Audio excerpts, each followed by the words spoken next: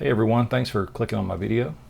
I'm going to be making a series of these as I paint my new turkey painting for 2026. It will be entered into the wildlife exhibit art competition held every fall at the Kelly in Wetumpka. And once again, I'm hopefully going to place in the show this year. Get some prize money. That'd be great. But before I talk about the painting, I got some new camera equipment this year that is specifically geared for wildlife photography, and I'm hoping that these shots will give me numerous paintings or numerous references that I can use in wildlife paintings. But I got rid of all my Canon gear, which I've had for many years, and sold all of that and reinvested in some Sony equipment. I bought the Sony A7R Mark II. I've got a few vintage lenses, but my main lens for this is this Nikon 300 millimeter f2.8. It's very big, very heavy, very fast lens, and it's very sharp. And I got to try it out spring break week. We went to Cades Cove in Tennessee. And I recommend, if you ever go, try to get there before daylight, get there before the gates open. And when the rangers open the gates right at daylight, you will start seeing animals around just about every bend. Every little field you come to, there's going to be turkeys there, deer.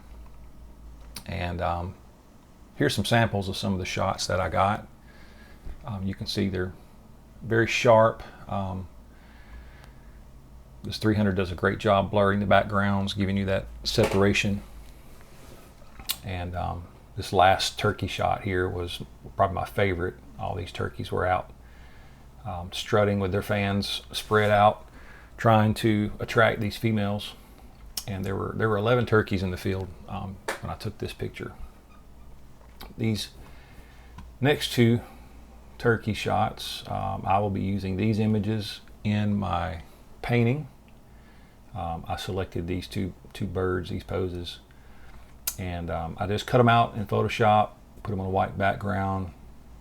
I added some grass, and then I began playing with backgrounds, and this was my favorite to begin with until I found this one, the pines with the foggy background. So that's what I'm going to incorporate into my painting. So I just sketched these two birds on my canvas, and I mixed some burnt sienna with liquid, thinned it down a little bit, and began to sketch with the paint, getting ready for my underpainting. And then I began adding my trees, and of course the larger trees are the closest ones. And I thinned down the burnt sienna really thin so that I could start doing some tonal values. And the further back that you see these trees going into the fog, the lighter they're going to become. This will help give the illusion of depth. And I didn't really put a lot of detail into these because every bit of this is going to get covered up later with color.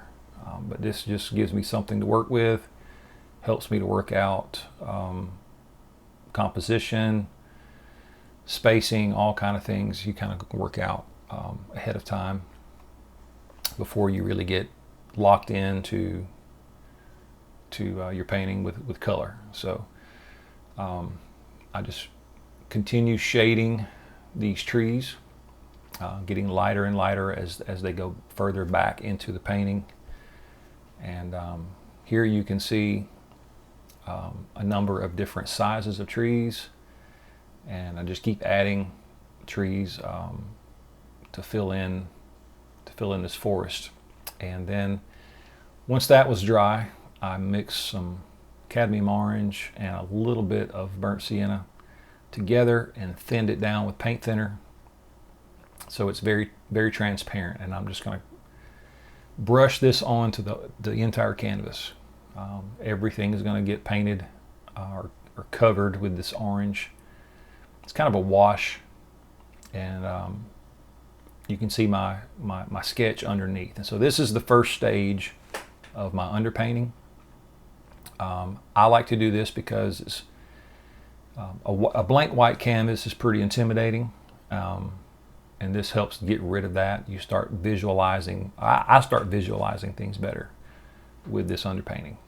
Plus, as I lay some colors down, some colors are more transparent than others, and this warm orange will kind of show through. But here's my finished underpainting. Let this dry for about a day or two, and then I'll come back and start adding some color.